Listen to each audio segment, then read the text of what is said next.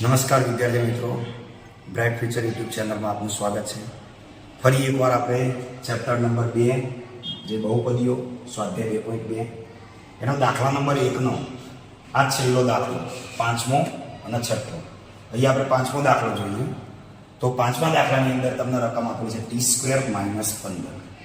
હવે અહીંયા તમે જુઓ તો તમને a ની કિંમત અને c ની કિંમત આપી છે, b ની કિંમત અહીંયા નહીં આપેલી, બરોબર. તો t² - 15, હવે 15 છે તો 15 ને આપણે વર્ગવાળા સ્વરૂપમાં લખીએ. હવે એના માટે આપણે એક સૂત્ર જાણીએ છીએ, બંને પદનો જ્યારે વર્ગ હોય એનું સાદુરૂપ શું થાય?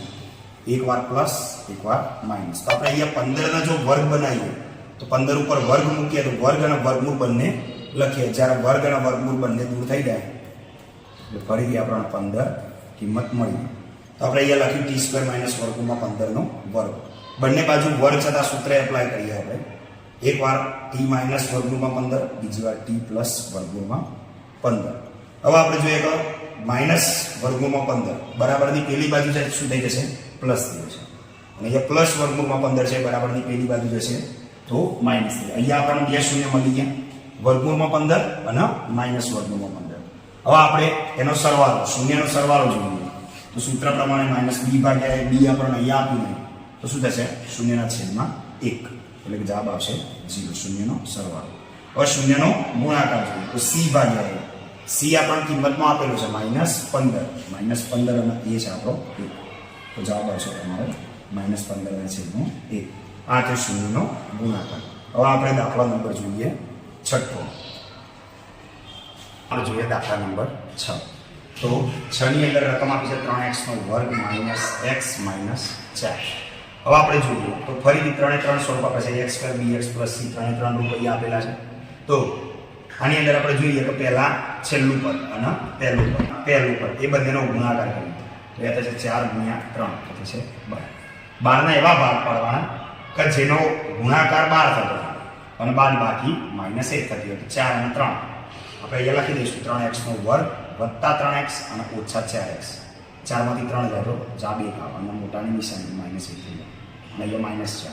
પછી આપણે જોયું કે બંનેમાંથી કોમન કાઢી દઈએ. આ બેમાંથી કોમન નીકળશે 3x, તો અંદર શું વધ્યું? x + 1. એવી જ રીતે અહીંયાથી આપણે જોઈએ તો 4 કોમન નીકળશે, તો અહીંયા 4 અંદર વધ્યું x + 1. હવે આપણે શું કરીશું? કોમન પદ લખી દઈશું 3x - 4 અને x + 1. હવે અહીંયા તમે જુઓ, અહીંયા માઇનસની નિશાની હતી અને અહીંયા પ્લસ. તો જો કૌંસની આગળ માઇનસની નિશાની હોય તો અંદરની નિશાની શું થાય? ચેન્જ થઈ ગઈ, બરોબર.